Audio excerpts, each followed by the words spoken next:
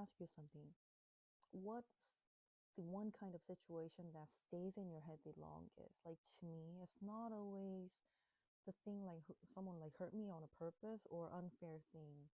Like sometimes it's the thing where something clearly wrong happened and can't find the person who did it. Like I try to point at someone and find the reason where it started from, but it there isn't anyone to point at. And then my brain just doesn't know how to finish the story. Because usually we can process pain like conflict, but we struggle with harm that has no author. And that's where a lot of modern life is heading to. Let's talk about extreme version of this.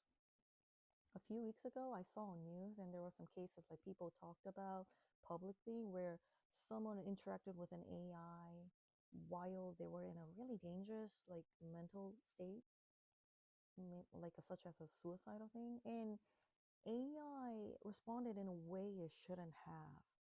And later, an actual death happened. So I'm not going to get into those methods or details, and that's not the point at here. The point is what happened psychologically after. Like people reacted with horror, like obviously, but what was really strange to me was the shape of the anger, the type. Because anger usually needs a landing spot, like a face or a name or decision. But in this kind of case, the anger just like floats because you can't arrest a machine. We can't even forgive. We can't blame them. And we can't face to face and look in the eyes and say, oh, you knew it better. So the problem doesn't complete. It just keeps running and running again. And this is where I think people misunderstand what they're afraid of. It's not that machines are becoming evil. It's that we're entering a world where outcomes can exist without a psychological center, like an author.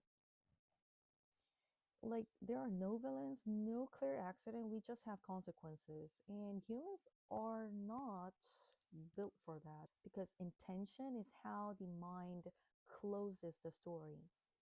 So when intention disappears, the story doesn't end, it just loops. And if you think this is just about AI, it isn't.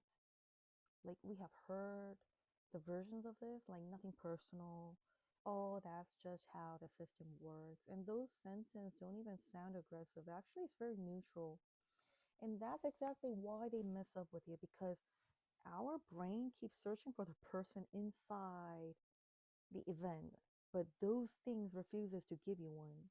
So you reply the conversation later, maybe rewrite what should we have said, like not because it's dramatic, but because our mind is trying to locate reality.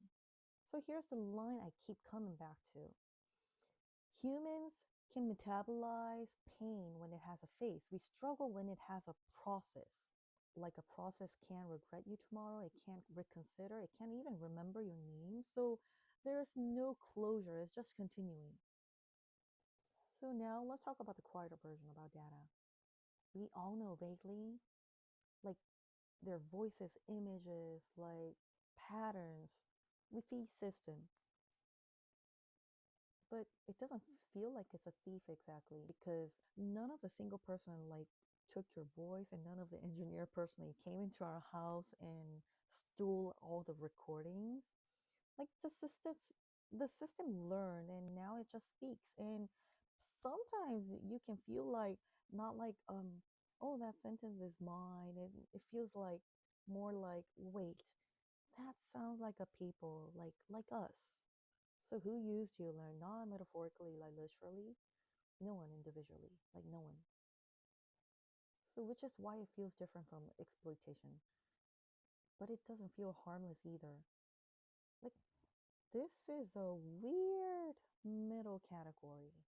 And people hesitate to name it because naming it would require an author. This is the part that matters. Like modern outcomes are often procedural. Like they don't happen because one person chooses the whole thing. They happen because responsibility gets sliced so thin that everyone feels innocent. So each person contributes just a little percent. Like when your part is small enough, it doesn't feel like we need a responsibility. And that least percent responsibility feels like zero, like inside. But from the outside, those fragments stack. So the victim experiences like the 100% of the event, and the contributors like experience just a partial involvement. So psychologically, no perpetrator works, and that's why it feels like nothing hits you. So let's make it concrete. Think about recommendation systems. Like, no single employee at a platform is saying, like, oh, let's radicalize this person. But we can watch someone's like feed transforming these days, like more outrage, paranoia, like division. And that person or someone, like when life gets like damaged, who did it? Like who can say that? Like a product manager who pushed the growth, or like an advertiser who paid for attention? Like everyone did a little. Like no one did the thing, but and that's the structure that we're talking about.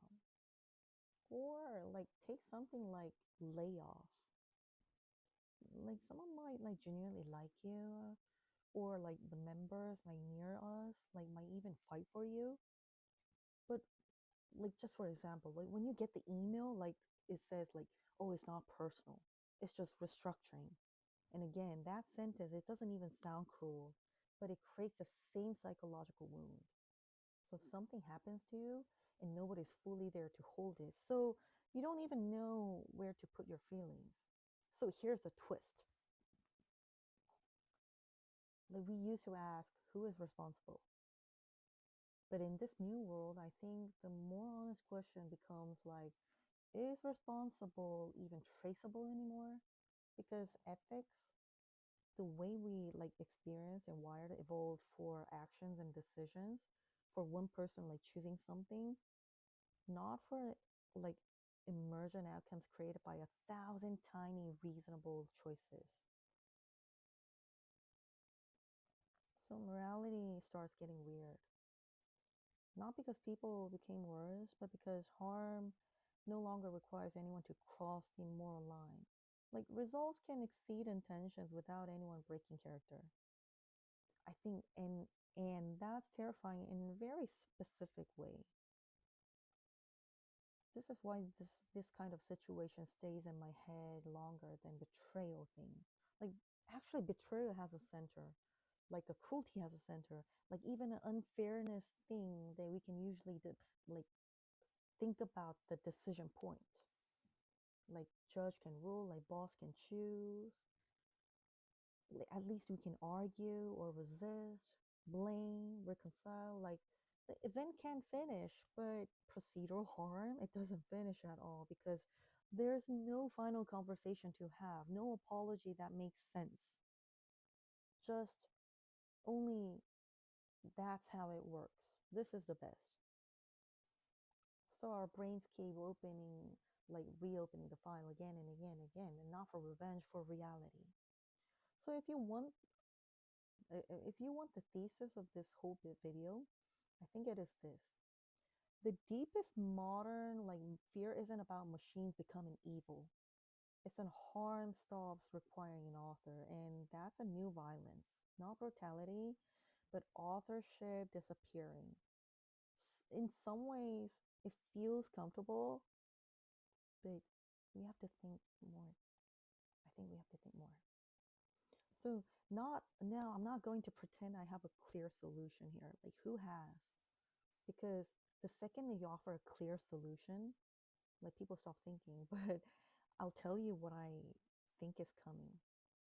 Responsibility is going to stop being about intention and start being like a design, about traceability, about whether a system can point back to the humans inside it and whether those humans can be made to feel weight of the whole. Because if we keep building systems where nobody can be located, we're going to live in a world where nothing concludes. And that's not just a tech problem. I think it's a psychological problem, maybe a political problem, Maybe a spiritual problem, honestly. So I'll end up with this question. And actually, I want you to answer it. What was the one moment in your life where something wrong happened to you, and but it couldn't find the person inside it? Like there wasn't the villain, it was just a process, and it stayed in your head because you couldn't place it. So if you got one, it'll be good if you leave in the comments. And if you want the next video, I'll take this one step further and like what happens when society starts treating no author as innocence, even while the damage keeps happening. And that's where responsibility really breaks. Because this is the world that we are already living in. We just haven't found the language for it yet.